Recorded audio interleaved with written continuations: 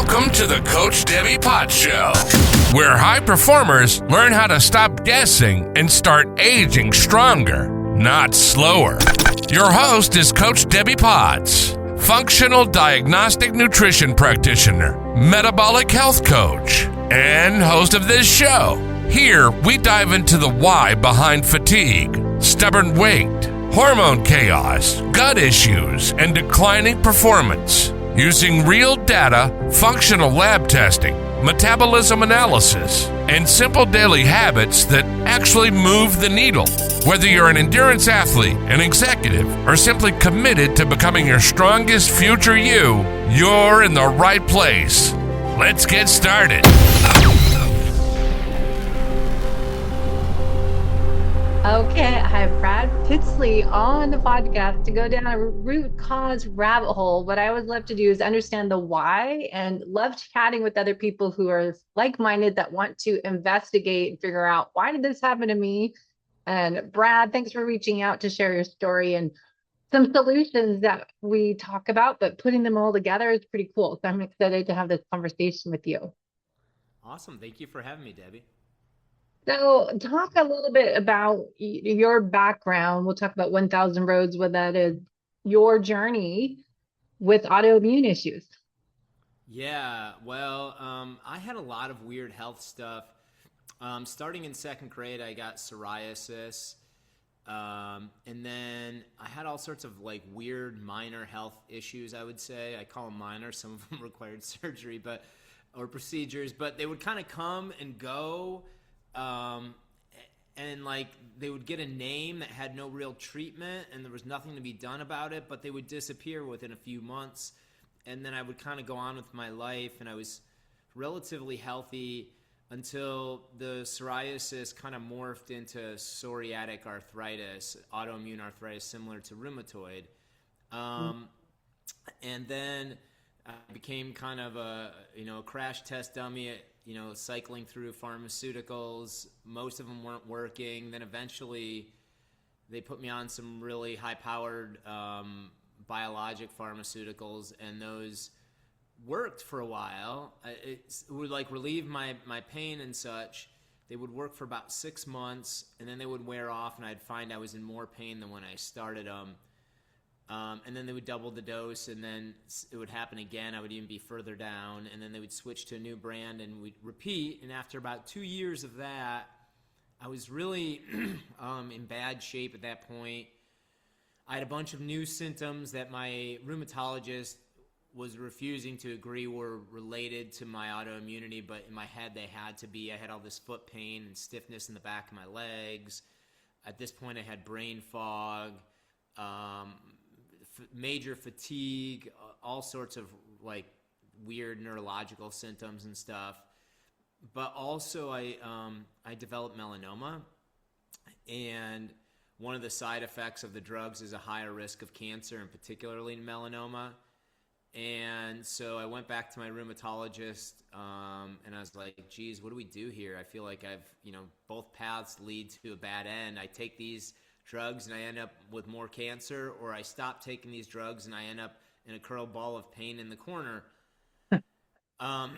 So where do I go? And he was kind of like dismissive. He was like, look, I don't think it's that big of a risk. We'll just try a different drug in the same class and you'll probably be fine. And like I had all sorts of alarm bells going off in my head, and I was just walking out of that doctor's appointment and just imagining my future where I was on my deathbed and saying, man, I should have listened to that doctor. What was I doing? I had a gun to my head playing Russian roulette, and I pulled the trigger. And so I just thought to myself, I don't like either of these decisions or choices, and so I need to find a third choice. And I didn't know what that third choice was. And I started to do a bunch of research, and I was like, Googling all over the place, going into chat groups, trying anything I could. Eventually, I found a doctor here locally, and he was a medical doctor, but he wasn't taking insurance. He was kind of integrative, and he was trying all sorts of things. I was trying new diets, supplements, different modalities, so many things. I mean, weird things that my family couldn't believe I was doing, but I would try anything because quite frankly, it was like the lights were getting dimmer and dimmer, and I was really afraid. I was afraid for my future. I was afraid for being able to provide for my family. I was afraid of what my life looked like from here on out. And so when you're in that place, you'll like try anything. I was reading research on PubMed. And the doctor kept trying things like, oh, this is my nuclear option. It works. And even those things weren't working for me. And eventually he said, hey, we should test you for Lyme disease. And I was like, and it was like a $500 test at the time. And I was like, I don't have Lyme disease. I've never been bitten by a tick. And I never had that eye rash everyone talks about. So I know I don't have Lyme disease, but I'm going to pay the $500 just so the doctor knows and can agree with me so we can move on to the real issue, which is not Lyme disease. Well, the test came back and I had Lyme disease in what's called a co-infection, an infection that commonly comes with Lyme disease called Bartonella. It's the same one that causes cat scratch disease. And I didn't even believe it. I went back to the doctor. I'm like, what's the chances this is a false positive?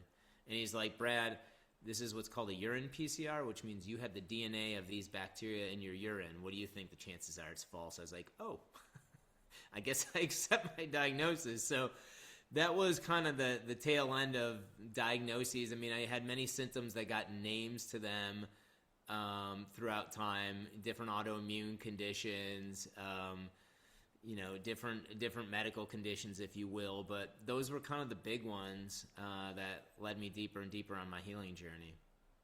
So it's instead of taking those labels and saying, oh my gosh, this is, how old were you when you started all this? Well, I mean, obviously the psoriasis started in second grade, and then the arthritis, that started 35-ish.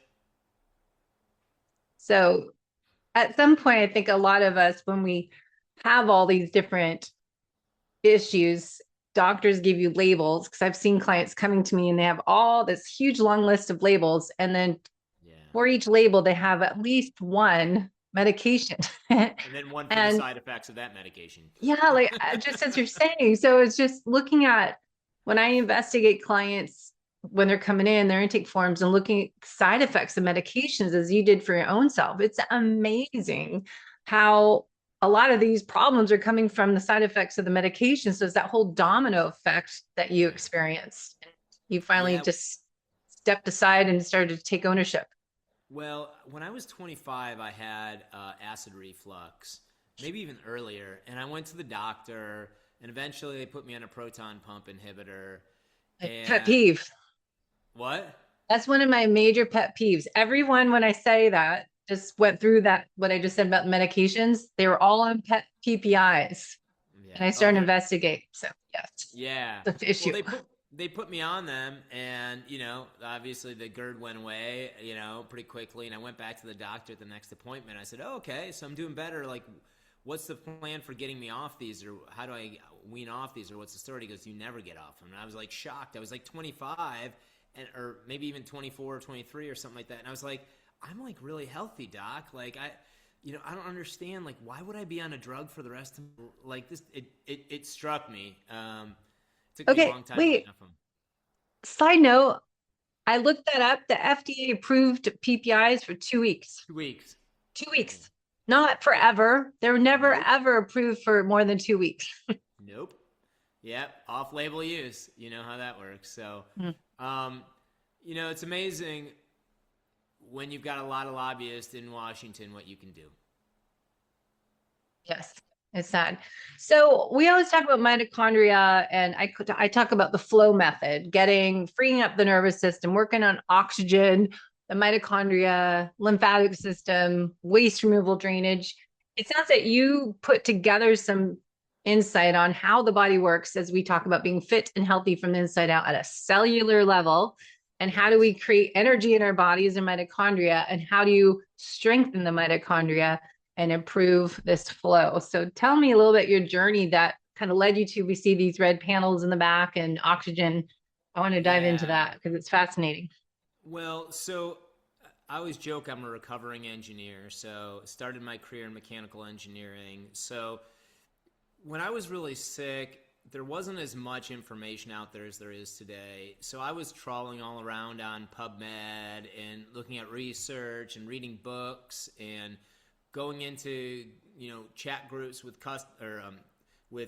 other people who had similar conditions as mine, and then later Facebook groups. And just trying to educate myself. I wasn't going to wait like 25 years for the new miracle drug to solve this thing, because that was effectively not any use to me. And eventually I stumbled onto mitochondrial health, and that's become a really big thing. I know a lot of folks are talking about it today. And back then it kind of seemed like this little dark back alley. No one was talking about it. And it really surprised me how important it is for us.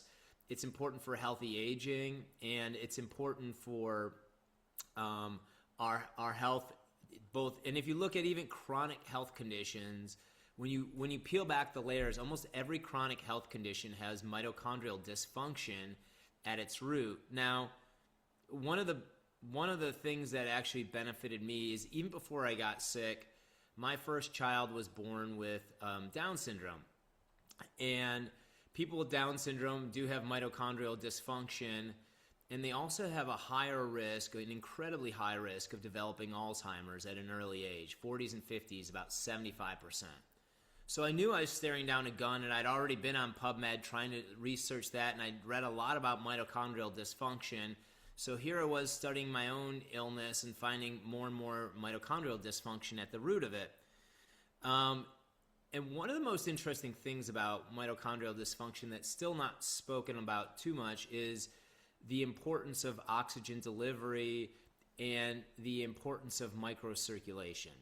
So if you think about it, the way the body works is our mitochondria are these little organelles inside our cells that produce energy. And they have two ways of producing energy. The first way is aerobic respiration. That's when there's oxygen present. It can take a molecule of glucose, and it can break it into, say, 36 or even 38 units of ATP, 36 units of energy, let's say. Now, when it runs out of oxygen, it has backup generators, and those are referred to as anaerobic respiration, so it's burning glucose without oxygen. In that case, it can only produce 2 units of ATP with that same molecule of glucose. And in addition to that, anaerobic respiration produces a bunch of metabolic waste products, like, for instance, lactic acid. Everyone's worked out hard and felt sore the next day. Your muscles feel sore. The reason is you ran out of oxygen during that exercise. Your body flipped on the backup generators and started using anaerobic respiration to help maintain that level of effort. And that built up lactic acid inside the body. And so now that lactic acid is bouncing around inside your cells and causing damage. And your body has to repair from that damage. So, but the interesting thing is, as we age, even without chronic illness, we have something that's now commonly referred to as inflammaging, right? We all are supposed to, in Western society, just get more and more inflamed as we get older. And this inflammation affects every tissue in our body, but it really has an outsized impact on our microcirculation, because our circulation, it brings all the nutrients to our body, it brings all the oxygen to our cells. It also does a large amount of the detox work. We have our lymphatic system, but we also detox through our circulation. Now, the oxygen goes in through our lungs, into our circulatory system, and at the very end runs of that circulatory system, where the oxygen is exchanged with the tissues, that happens at the capillaries, these really thin parts of our circulatory system. Capillaries are thinner than a human hair. I mean, they're incredibly tiny. In fact, one of the most astonishing things is capillaries are actually smaller than red blood cells. Red blood cells couldn't normally fit through a capillary and deliver oxygen. The only way they can is they fold around like a taco to get into that capillary. So in order for your body to receive oxygen at the tissue level, it needs to have these flexible red blood cells that can fold themselves in half to get into the capillaries, and the capillaries need to remain open. But unfortunately, as we age or when we're in chronic health conditions, inflammation builds up in our body. and that causes swelling inside of our capillaries, inside these cells that line them called endothelial cells. So you have endothelial swelling. That swelling causes the diameter of that capillary to shut and close down more, and now the red blood cells can't fit through. And to add insult to injury, that inflammation also can cause your red blood cells to become less flexible, so less of them can actually fold over. So now what you have is you have parts of your circulatory system that are unable to accept red blood cells and deliver oxygen to tissues. And so all of the cells downstream now switch from aerobic respiration to anaerobic respiration, where they're only able to produce 5% of the energy they could if they were getting oxygen. And so not only are they in a low energy state, but that's like pure survival mode. They're not even doing all the things they need to do, but that means there's not excess energy to produce new healthy mitochondria. It means there's not energy to rest and repair. It means there's not energy for producing new cells at the rate they need to. It means there's not even energy to take all that lactic acid and metabolic waste and get rid of it. And so now the cell is in this, what I call a doom loop. The cell now is in this low energy state, spitting off a bunch of toxins, which are further hurting more of the mitochondria and also causing more oxidative stress and more damage and causing more inflammation back into the blood flow, causing more circulatory restrictions. And so it becomes this thing that feeds on itself. And I call it a doom loop, because once you get in it, it's incredibly difficult to get out of it. And the kind of crazy thing is, you don't hear a lot of folks talking about it, but it happens to all of us as we age. Like every year past the age of 25, we lose 1% of our body's ability to utilize oxygen, which means absolutely nothing to most of us at age 30. We feel the same. But it's why at age 65 and age 70, you have less energy. Your joints hurt and are more stiff. You have more brain fog and more difficulty with memory. It's all related to having your body not having access to the oxygen at the tissue level that you need. So how do you measure this? It's very difficult to measure. It's not something any of us necessarily can easily measure. There are some things that people look at as like flexibility of the circulatory system. They'll send a wave and propagate it through down into your capillaries and back, and based on the speed at which it bounces there and back, it can allow you to understand how stiff your arteries and your capillaries are, because obviously the stiffer they are, the faster they're going to radiate that wave back and forth, where a flexible one's going to absorb more of that energy. So there are some tests that are kind of niche out there, but the truth of the matter is it's happening to the vast majority of us. There's not too many of us that are escaping it. It's part of aging in Western society, and it's something we need to be aware of. But the really cool thing is, I was reading about all of this, and it was kind of pretty depressing. You're sick and you're reading all these bad things, and then I started asking myself, well, can that be fixed?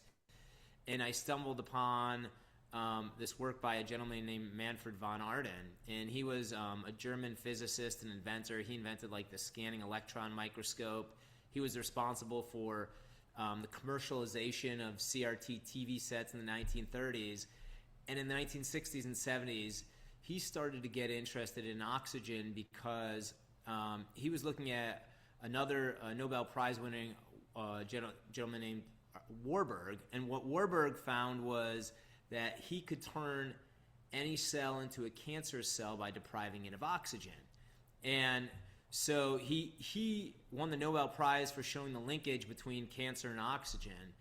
And so now Manfred von Arden picked up that torch and wanted to study oxygen and how it impacted cancer.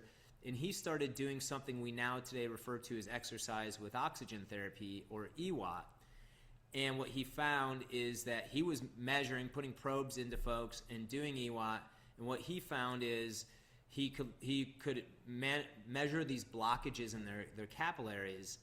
And after even just a few sessions of exercise with oxygen therapy, he was able to reestablish normal, more youthful blood flow through those capillaries, so the downstream cells were now able to get appropriate levels of oxygen. And so that was kind of the birth of this modality. And so that was a light bulb moment for me. And also just learning how important oxygen is for everything from detoxification to in reducing and eliminating inflammation, etc. It kind of similar to what I've been putting together, the flow method, that you need to have everything moving, and it's even the lymph. I was doing a video on the other day how the lymphatic system works, going around picking up the garbage. And if you start to have lymph flow troubles, you're having, I think, a swamp versus a river flowing, and how important that is, and the liver working and the bile moving and the drainage pathways open, and having the oxygen to move through the blood. I mean, it's just, I always call it metabolic harmony. To all the players have to come together to create this amazing body innate intelligence that we have. And how what you've said is how things change as we age. And I keep saying, don't blame them, embrace it and do things differently. Insanity is doing the same thing over and over again, expecting something different to happen, and really stop and going, hey, this is what changes. Even as I'm working on this muscle health program, all the things that happen as we age is this, we can, so much of it we can control. And simple thing as you're talking about is oxygen and getting red light, getting sunlight in the morning, just moving and breathing properly. I think it seems to be, look at, yes, this happens at aging, but why? And you're finding solutions that are simple that you can add in, and how to optimize the body. I love that you're talking about detoxification. It's so important. And oxygen's a really critical component of detoxification that often gets overlooked in a variety of ways.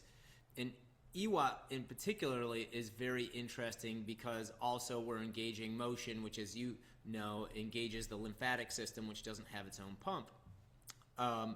But about 70% of everything our body detoxifies actually comes through the lungs. And people don't often talk about that. But if you think about it, you've ever stood next to your friend after they've had a bender last night, or they went out and ate a lot of garlic the day before, you can smell it coming out of them. That's detoxifying through the lungs. There's many things that are coming out that you don't smell. So our lungs are always helping us detoxify. Now, oxygen is really important for detoxification in a variety of ways. We talked about metabolic waste and lactic acid. In order to get lactic acid out of our system, it requires oxygen. So oxygen mixes with that lactic acid and actually breaks it down and turns it into another source of energy, and that's how we can detoxify. But the reason why oxygen is so powerful, not just biologically, but in general, is because it's an incredibly strong oxidizing agent. It oxidizes things, which means it creates chemical reactions and it helps break them down. And so for our elimination organs, they're designed intelligently to take advantage of this. And we need to use oxidation to break down so many chemicals for our liver, our kidney, any of our elimination organs, to really be able to get it out of our body. So when we have the appropriate level of oxygen, we can eliminate. And then, for me, when I was dealing with Lyme disease, there were so many different protocols, and there were what I called ceremonies: counting pills, taking pills, doing this modality, and it takes up so much of your life. And that was one of the beauties when I first started EWOT, was that it hit on so many things. And detoxification is incredibly important when you've got an active infection that's creating all these toxins in your body. But not only is it working through oxidation and through your breath, but it's also working because it's exercise, which is cool. Because exercise, we're moving our lymphatic system around, and we're also sweating and basically eliminating toxins through our skin. And so it becomes one of these things that's hitting from multiple areas when we talk about detoxification. So EWOT, I don't know if we said that clearly, but that is exercise with oxygen therapy. That's right. And so it's not just focusing on breathing, as we just did a great interview with Dr. John Douliard talking about lymphatic system and the diaphragm. The role of the diaphragm moving the lymph is through breath work and moving. So getting the calf to move the lymph from the bottom up. But how important breathing is to get the oxygen flow, but also the lymphatic flow. So as you're saying, you get the 2-for-1, you get the cardiovascular system moving with the oxygenated blood and nitric oxide, and then the lymph nodes working on going around and sweeping and collecting the garbage, bringing it to the liver, getting the bile packs it up and takes it out. Yep, increasing the circulation so you have more capacity for carrying toxins out of your body, etc. So it's a really powerful synergistic system in helping with toxin elimination. The other interesting thing about exercise with oxygen therapy is its athletic performance improvements, which was something that kind of shocked me because I wasn't really looking to be an elite performer. When I was just hoping I could get back to living my life somewhat normally when I was at my worst. But when you start doing exercise with oxygen therapy, immediately you notice the exercise is easier, but then your endurance goes up incredibly quickly. And I had a doctor, he wanted to test me, that same doctor, about a year in. He was kind of shocked at how well I was doing, and he had this thing called a bioenergy tester that tests your metabolic health and your mitochondrial health, and he asked me to go do it, and it basically involved almost like it was a VO2 plus test. So it was testing your VO2 max and all of your cardio metabolic parameters and your mitochondrial factor. And his results, he was kind of shocked at him. The lady got me off this test because what was supposed to happen was I was supposed to get on this test, and it gets progressively harder until you get to what they call failure, which is when basically your heart rate and your breathing rate go over a certain rate, and they keep increasing the intensity on this bike you're riding on. And she said, it'll take you about 8 to 12 minutes. And, I got to 8 minutes, 12 minutes, 20 minutes, and it was somewhere like 22 or 24 minutes or something. It finally failed, and when it did, she's shocked. She's like, are you an elite endurance athlete, or what are you doing? And I was like, no, I'm just, I don't want to be that. I just want to I'm just trying to live life. And I actually pulled them out. That was about a decade ago. And I pulled out the VO2 max I had at the time. And it was for my age at the time. I was 40. And it was a top 5%. And I was starting where I was barely walking. There's actually a lot of research on fitness improvements too. So it's kind of surprising. It's doing a lot of things for you at once. And, VO2 max it's not just about sports improvement. It's actually a really important quality of life metric for folks that's becoming more and more recognized. It is super important. Hey, if you're an endurance athlete, that is a metric to know. But for folks who are just looking to lead a good life, the higher your VO2 max, the more things you're going to be able to do at this age and at a future age. So really important there as well. So you don't know what I do. I own metabolism testing equipment and do testing. So I do that. I just have it over here, Pinoe. And I always tell similar thing is that it's not about your VO2 max is great, but I get so much more information on that. And Pinoe is a Greek company, and they give you back the results into a 20-page report, but quarter of it's a breathing analysis. How are you breathing? How much oxygen are you taking in? And all this efficiency information. And then metabolism, you can tell how much oxygen are you taking in versus carbon dioxide is what I think you're talking about. Is I want to see these different training as we increase that intensity.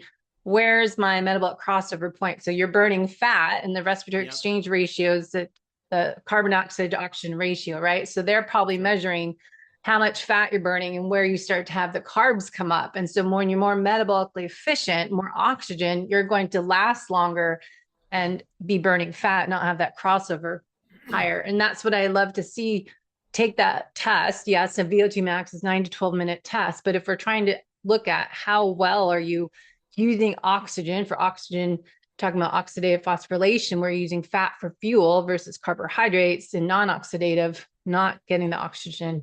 It's a great way to see how efficient you are. And so you're saying it is proven for your own N equals 1 experiment, how much improved your performance without doing a lot of extra 4x4 VO2 max training. I was actually doing less exercise. Yeah. And it did. I use VO2 max as one of those, but it measured your mitochondrial health, your fat burning capability, all the same sort of Raj, you probably are aware of it then, since you play in that space.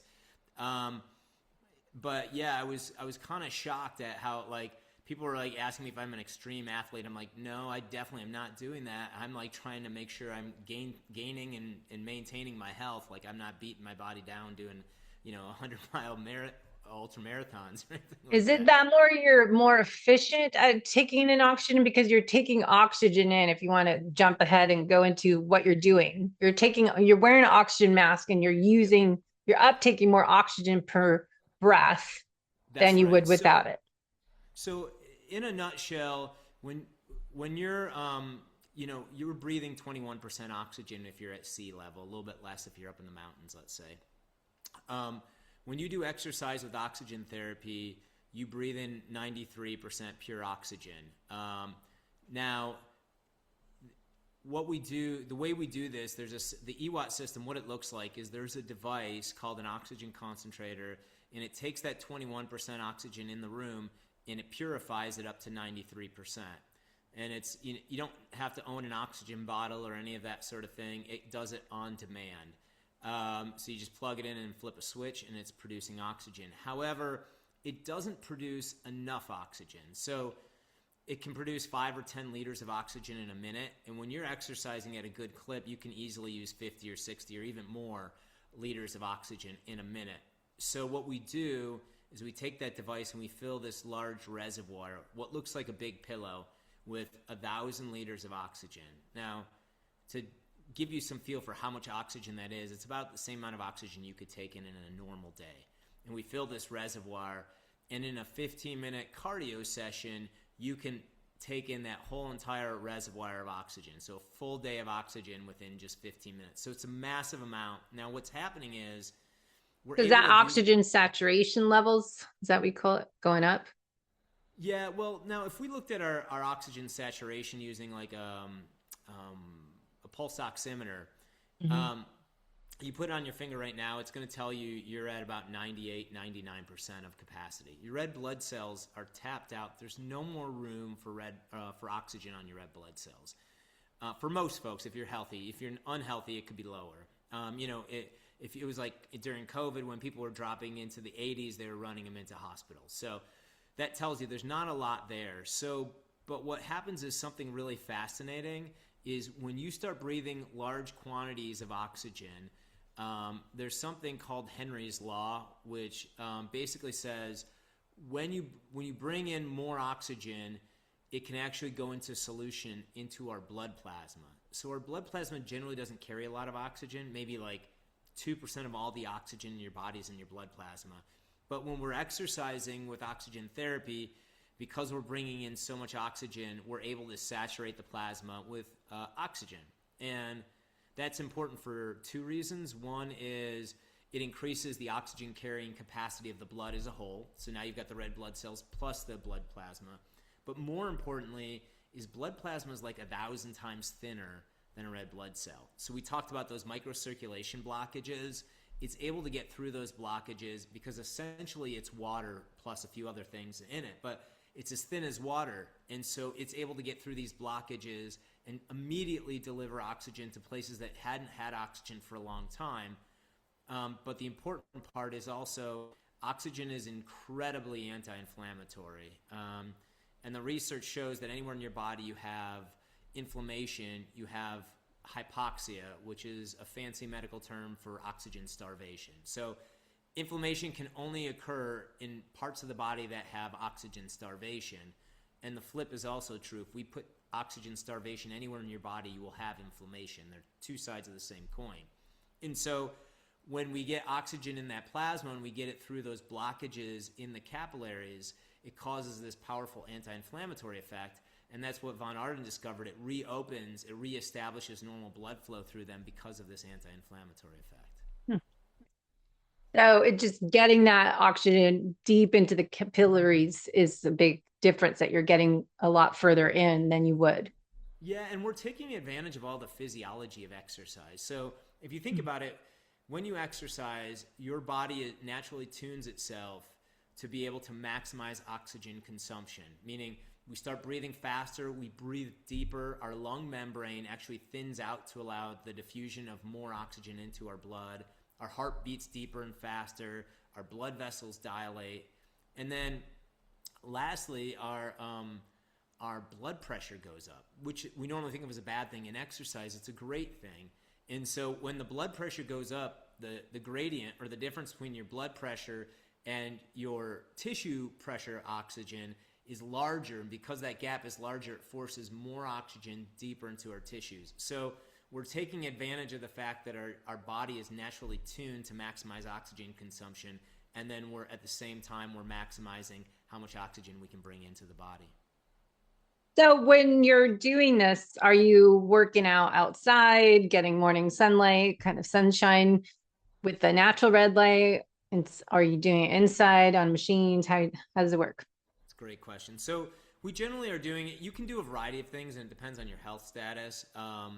If you're healthy enough, generally what we have people doing is a stationary cardio equipment. So they'll do a 15-minute session. I told you they reduced my time, so I went from doing 30-minute cardio sessions to doing 15-minute EWOT sessions, and my endurance is better, my fitness is better, and so it's a net savings actually for me. So we generally do that, but we have folks who are sick and maybe they're doing a pedal bike under their desk, they're bouncing on a rebounder, they're doing calisthenics or aerobics. We even have people who are so sick they start by just doing an infrared blanket, because the infrared blanket will get your heart rate up. The goal is increased heart rate for 15 minutes while breathing oxygen through a mask. And it's just a simple mask that looks like this. And is it connected to something? You connect a hose right here that connects to the reservoir and just breathe through it. It's a really comfortable mask, easy to use. Red light, we generally don't do it at the same time, but here's the fascinating part on how they work together.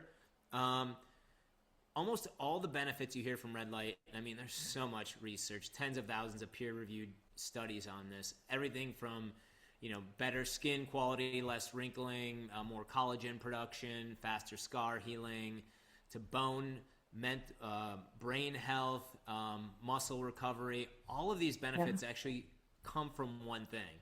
They come from what red light does to our mitochondria is it causes it to utilize more oxygen.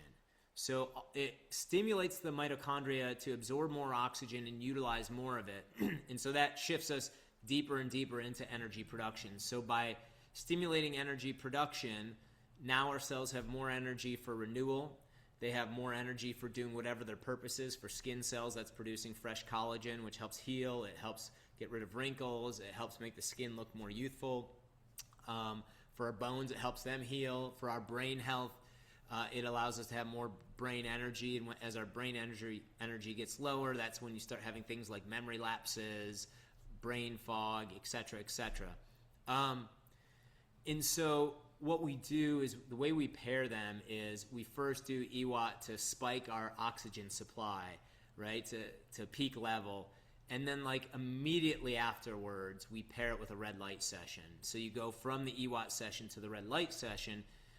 Don't cool down, don't shower first, go right to it. And while there's this excess oxygen still floating around in your system, we now tell the mitochondria to start absorbing that oxygen and utilizing it. So now we get the maximum ATP flux, or increase in energy production. And so they're really kind of a powerful synergistic 1-2 punch, increasing oxygen supply and demand at the same time, sort of thing. And so, yeah, that's really kind of it, is working on the mitochondria from the two different sides. So how long do you stand in front of the red light panels?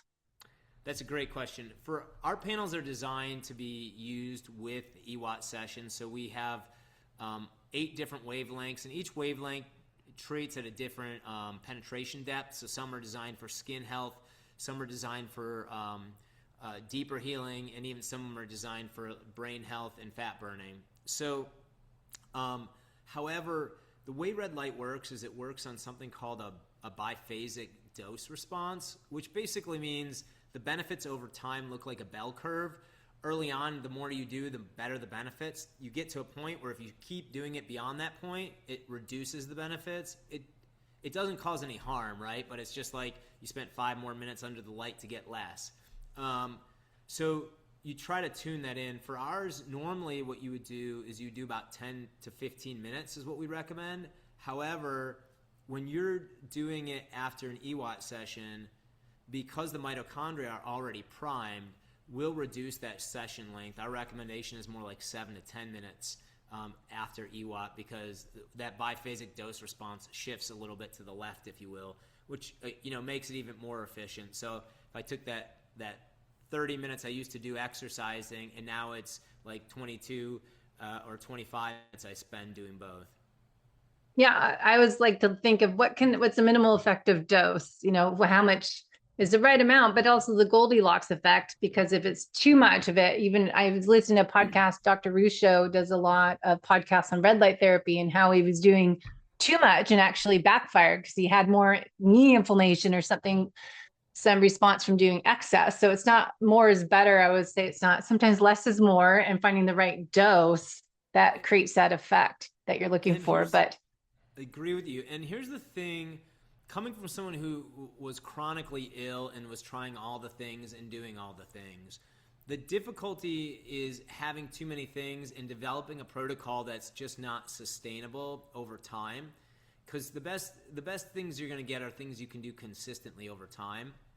And so to the extent you can fit this in a smaller time window, you're not only going to get better benefits because you're not overdoing the red light, you're going to get better benefits because it's easier to adhere to it over time. You're like, yeah, I can find 20 minutes in the morning and do this. If it's an hour, that's a no-go for most folks, right? Yeah. Well, I always look at habit stacking, what you can do together to get the most out of it. And you reminded me when I was preparing for this week, there's a place here in San Diego in Encinitas called Lumati, and they do a $75 20-minute experience of standing in front of a red light panel. I'm standing on a vibration plate. I've got oxygen in my nose. I've got the vagus nerve stimulator on with music, binaural beats. And what else? I think I do a detox shot afterwards. But so it's 5 different modalities stacked together in 20 minutes. And, it's great. But as you're saying, if you can do something that you would do regularly instead of, ideally, right. If I had time, go once a week. But yeah, if I need to make it effective, I need to do it how many times a week? So that's kind of the challenge with this space too. When I was sick and I started looking into this, there were a lot of folks offering this, and it was pretty expensive because they were primarily looking at marketing towards clinics. They're chiropractors' offices, wellness clinics like you're talking about. And really kind of the jumping off point for me was like, what if we brought the price down where people could afford this in their home? How many more people could have access to it? Because there's a lot of heroic things, and it's cool to go into those places. I love those places and do some of those things. But to your point, like, can you sustain them over time? It's really difficult because we all have busy lives. So I'm always trying to build protocols that people can do in their home with as minimal amount of time commitment, because then I know, hey, you can get benefit. Any one of us can schedule. And like EWOT, you don't have to do it 7 days a week. We normally recommend you do it 3 or 5 days a week and give yourself at least a couple days of exercise rest. So like it becomes very accessible to a lot of people, which is important, I think. Do you ever find that people have a detox response, like a Herxmeyer response with that? Because when I did this 5-in-1 once, my first time, they never had anyone. Of course, I'm the sensitive one, but I was tripping out notches afterwards because I went to go swimming, my master swim class. I'm like, oh my God, I'm like spinning. I just felt so odd. Do you have any weird responses for some people? It's a small percentage, but it does happen. Now, here's why it happens is really interesting. So the reason why it happens, as we talked about, is when your cells are in a low oxygen state, they're producing a lot of toxins, but they don't have the energy to detoxify, and they're not getting oxygen. So now we flood the plasma with oxygen. We're driving past that inflammation. We're reoxygenating those mitochondria. They're producing energy, and now the cell like, wait a second, we've got energy to do things. What do we need to do? It's time to start our spring cleaning. So they start dumping toxins into your lymphatic system and into your circulatory system and processing it. However, your liver, your kidneys, your elimination organs, they have a certain fixed capacity. So now we've got all these toxins floating around in your circulatory systems, and what you don't have is the throughput to get them out. And so now they're kind of trapped in there. And so now that'll make people feel like they've got a flu or they're hungover, which kind of like what you were describing. And it's not a particularly pleasant feeling. When I was sick with Lyme disease, we actually loved the Herxenheimer reaction when you tried something new. Because like, oh, it's working. I know, exactly.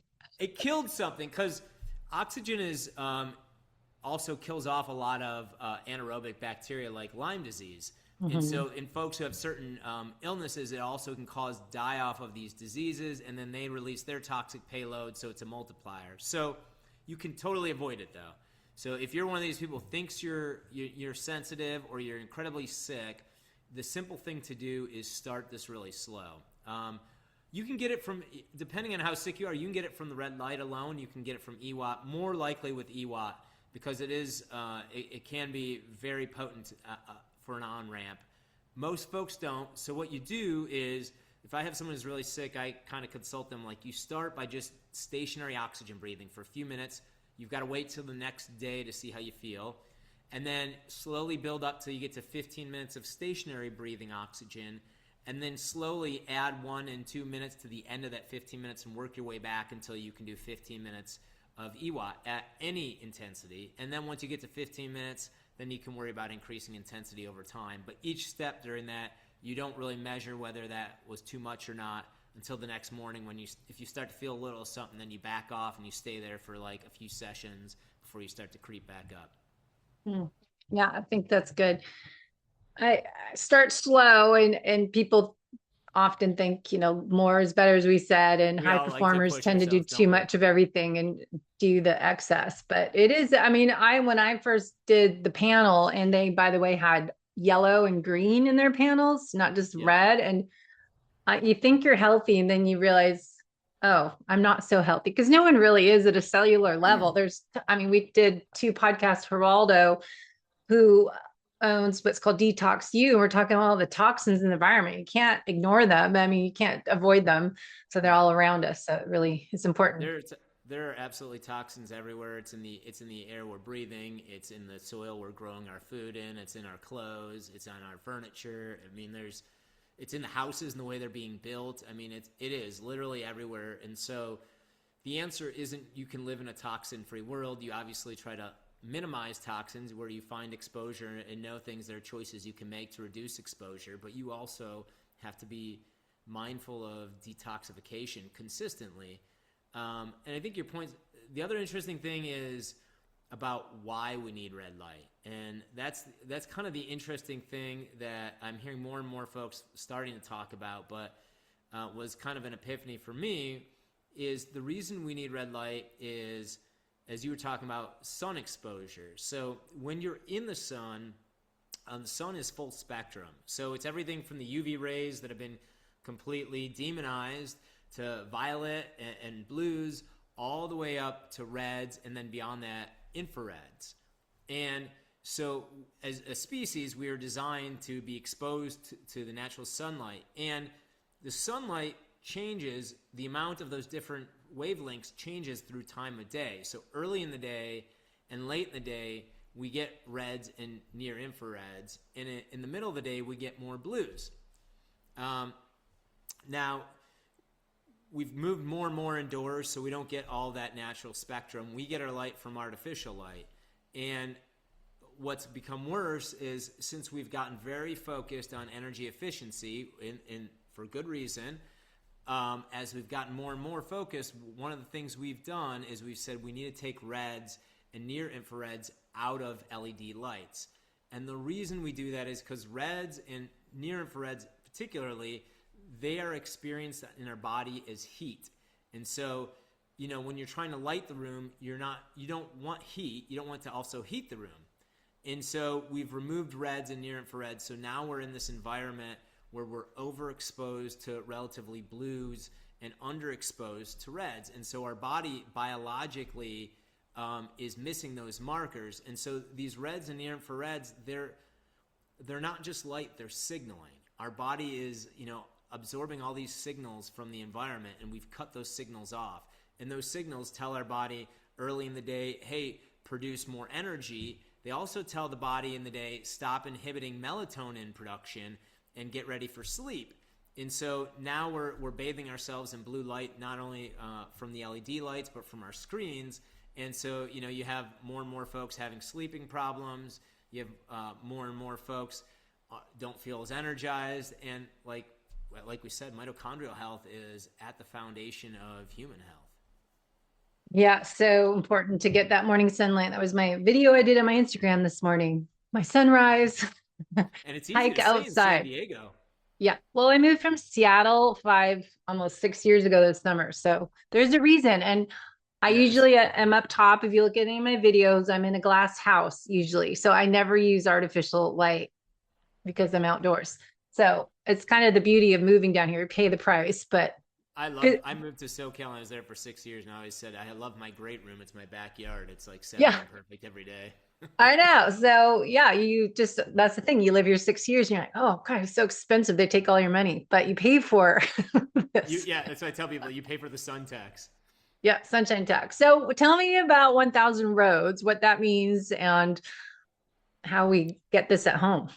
Yeah. So 1,000 roads, the brand, what it was about was when I was healing, when I was very sick, I always felt like there was someone coming at me who had a $20,000 solution that I should try, and maybe it might help me.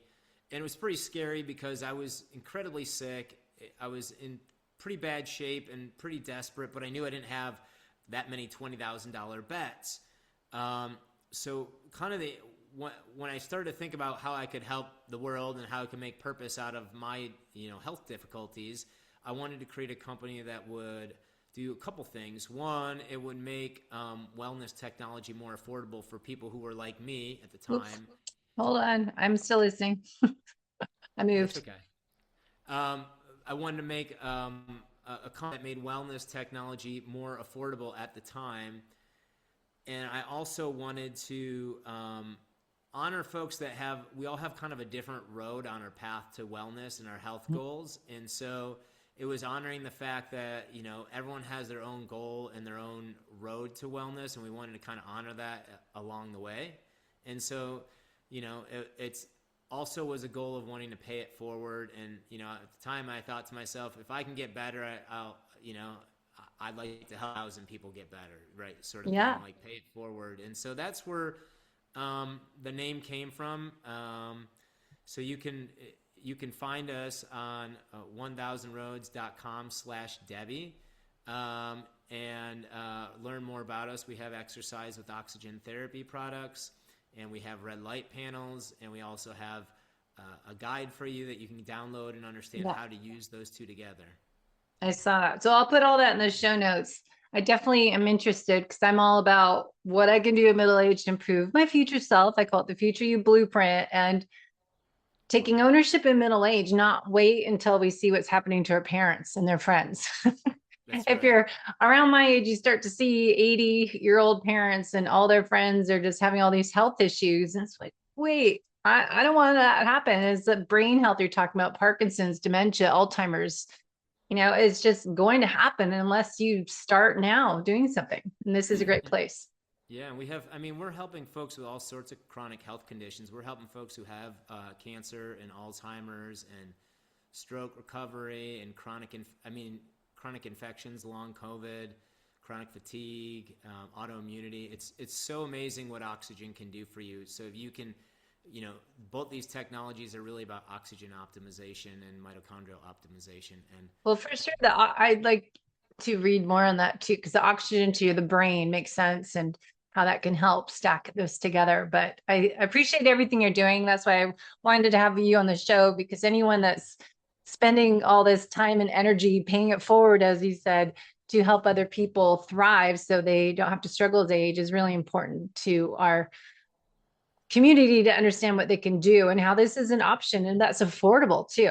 I mean, to get those red light panels and the oxygen is just something, it's not as intimidating as to purchase it. Some people think, as the place I went to, which I think is, $25,000 to buy it. So it's a little easier to swallow. Yeah, absolutely. Well, I appreciate it. Thank you. All right. Well, thank you so much. And we'll put everything in the show notes so people can learn more and try it out themselves. Sounds great. Thanks for listening to the Coach Debbie Pod Show. If today's episode sparked a light bulb moment, that's your sign to stop guessing and start building your personalized future you blueprint. You can learn more or book a discovery call at www.debbiepotts.net. Be sure to follow the show on YouTube, Instagram, and Facebook. Just search Coach Debbie Potts. 2 T's. If this episode helped you, please subscribe, rate, and review. It's how we help more people age with strength, energy, and clarity. Until next time, remember, age is inevitable. How you age is not.